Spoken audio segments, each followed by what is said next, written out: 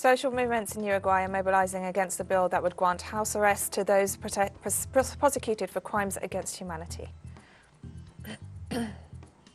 Russian President Vladimir Putin warned of the possibility of genocide in Ukraine in the face of escalating Russophobia. Tanzania marked the 60th anniversary of its independence with a military parade and the presence of leaders of neighbouring countries. From the headquarters of teleSUR English in Havana, Cuba, this is From the South, and I'm Katrina Goss. Social movements in Uruguay are mobilizing against a bill that would grant house arrest to those prosecuted for crimes against humanity.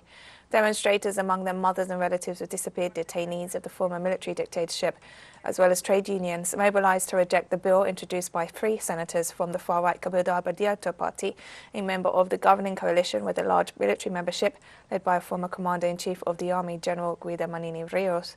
The bill would grant house arrest to all convicted persons aged over 65, regardless of their crimes.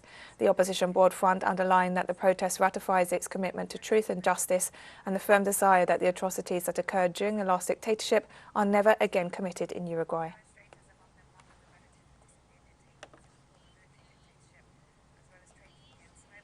This Thursday, Argentina sees a swearing-in of the 24 senators elected in the midterm elections of November 14th.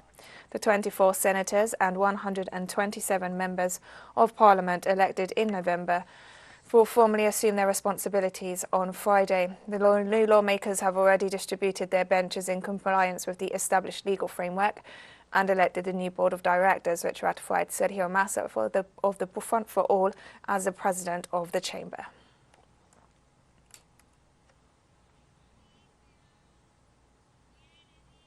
The United States Treasury Department has sanctioned 2 officials of El Salvador's government for alleged acts of corruption.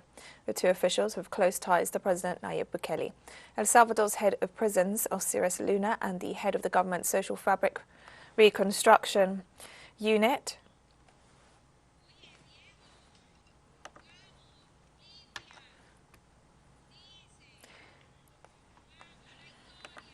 The iLife International Electronic Music Festival returns to Cuba this December for its 5th edition, bringing together artists from Latin America and Europe. We have more details with our correspondent, Lysandra Andres.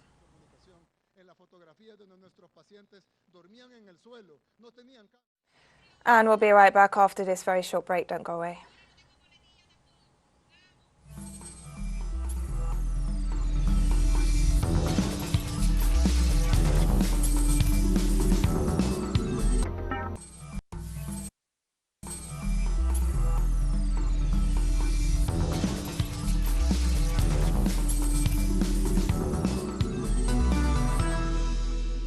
Welcome back to From the South. Russian President Vladimir Putin warned of the possibility of genocide in Ukraine in the face of escalating Russophobia. The comments came in response to questions from reporters at a time of heightened tensions as Ukraine continues a military build-up on Russia's borders with the backing of Western powers led by the United States. The Russian president pointed to Kiev's attacks on Donbass, a predominantly Russian-speaking region that declared its independence from Ukraine in May 2014 following the fascist coup backed by the West. The United States and its allies have for weeks accused Russia of planning an invasion of Ukraine and massing troops along Kiev's borders, while NATO forces continue their military encirclement of Russia and the West extends sanctions.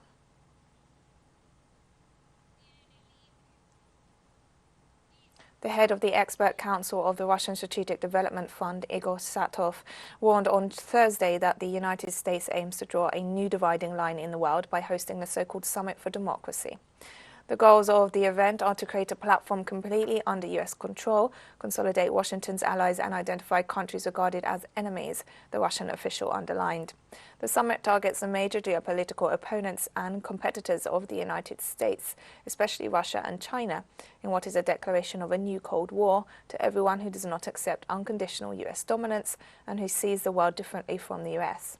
On Thursday, President Joe Biden opened his Summit for Democracy in Washington, D.C., a virtual event that does not include countries such as China, Russia, Hungary, Turkey, El Salvador, Guatemala, Honduras, Bolivia, Nicaragua, and Cuba. The United States is seeing resurgent working power. In the latest example, 3 Starbucks coffee shops in Buffalo in the north of New York State could become the first branches of the retail coffee giant to unionize in the U.S. The ballots have been cast and employees were set to learn the outcome later this Thursday. Under the banner of Starbucks Workers United, about 50 employees at cafes in the city near the Canadian border launched a campaign in late August, seeking to become the first Starbucks stores to unionize of the over 8,000 corporate-owned locations in the United States. A yes vote might have a knock-on effect not just for Starbucks, but for other US firms like Amazon, who are fighting similar efforts by workers to organize. The campaign shows how workers are becoming more assertive. Organizers say Starbucks rushed to hire new staff ahead of the election and launched a campaign of psychological warfare, urging employees to vote no to unionizing. The U.S. businesses are complaining that they can't find people to work, and the best way to find people to work is to give them fair wages and fair working conditions.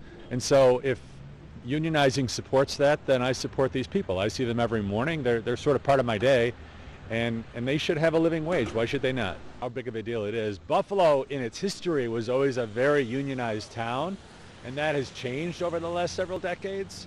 So I think it was a little bit of a surprise to hear of a place like Starbucks unionizing, but not a total shock. And there are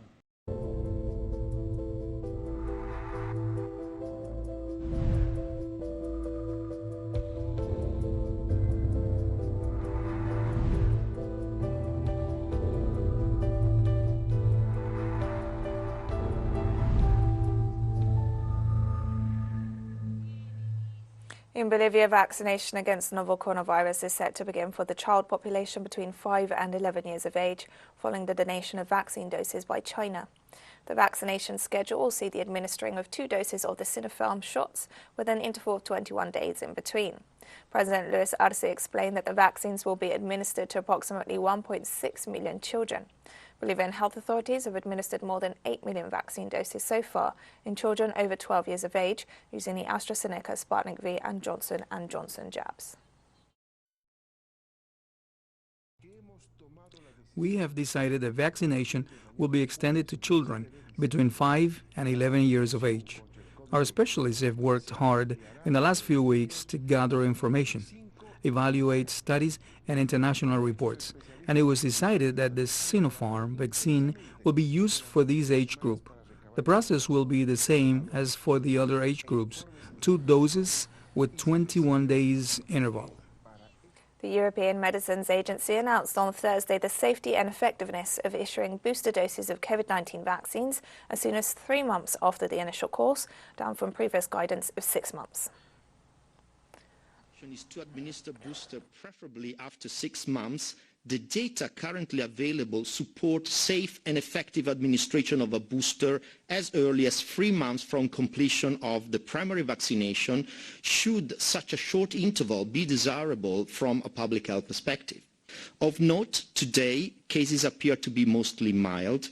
However, we need to gather more evidence to determine whether the spectrum of disease severity caused by Omicron is different from that of all the variants that have been circulating so far. Only time will tell. The Immunization and Vaccines Development Programme Coordinator for the World Health Organization Regional Office for Africa explained that emerging hospital data from South Africa suggests that Omicron may cause less severe disease. Encouragingly, emerging data from South Africa suggests that Omicron may cause less severe disease. Data which looked at hospitalization across the country between 14 November and 4th December found that ICU occupancy was only 6.3%, which is very low compared with the same period when South Africa was facing the peak, which was linked at that time to Delta variant, and I'm talking about July this year. 3 sub-regions in the continent have reported an increase in cases. This is 2 more compared with the previous week. The Southern Africa region has recorded the highest increase, with a weekly case rise of 140%, mainly due to an upsurge in South Africa. And we have more stories coming up after this final short break. Stay with us.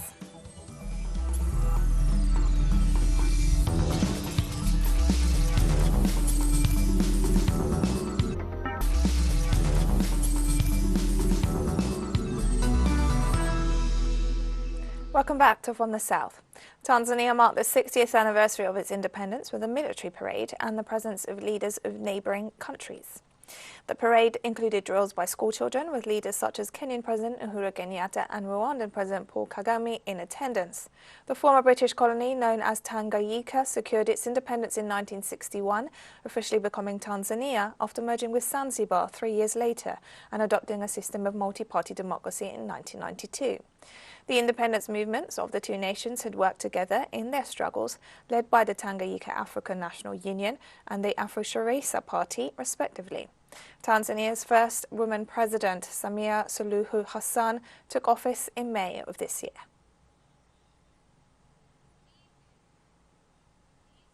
US airstrikes against civilians in Syria continue, representing a gross violation of human rights and Syrian sovereignty. Speaking as part of the South-South Human Rights Forum hosted by China, Britannia Shaban, a senior advisor to Syrian President Bashar al-Assad, announced that the United States, under the pretext of the fight against terrorism, has intervened in Syria for years, occupying part of the country and stealing its natural resources.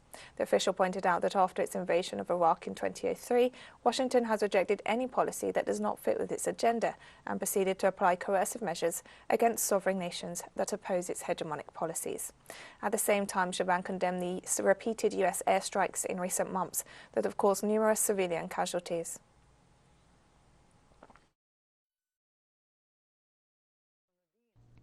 We condemn the violation of the human rights and killing of the Syrian people by the United States and condemn the plundering of our resources. The presence of the United States in Syria is an open aggression. We will resist the U.S. occupation in every possible way until we take back all of our occupied lands. And within the framework of the United Nations Security Council, Syria urged the major powers to eliminate their weapons of mass destruction. Syrian ambassador to the United Nations organization, Bassem Sabag, called this Wednesday for the elimination of weapons of mass destruction, mainly in the Middle East, due to the threat they pose for peace in the region. Sabag also assured that his country rejects the use of chemical weapons by any party at any time or place and under any circumstance.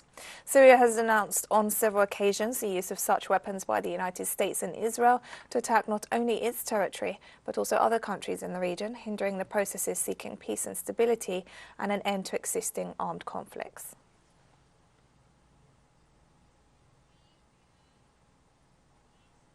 Palestinian Prime Minister Mohammed Shittai held a press conference alongside his Jordanian counterpart, Bishr al-Qassameh, on Thursday, after signing 9 cooperation agreements in Ramallah. The joint Jordanian-Palestinian Higher Committee met in Ramallah to reinforce bilateral relations between the two nations, including the signing of 9 joint agreements in the presence of their prime ministers. One of the stumbling blocks in developing economic relations is the Paris Protocol signed by Israel and the Palestine Liberation Organization in 1994, which lists the items that the Palestinian government is allowed to import on its own. Jordan and Palestine are seeking to widen this list in order to be able to create more equitable economic relations and to increase cross-border exchange.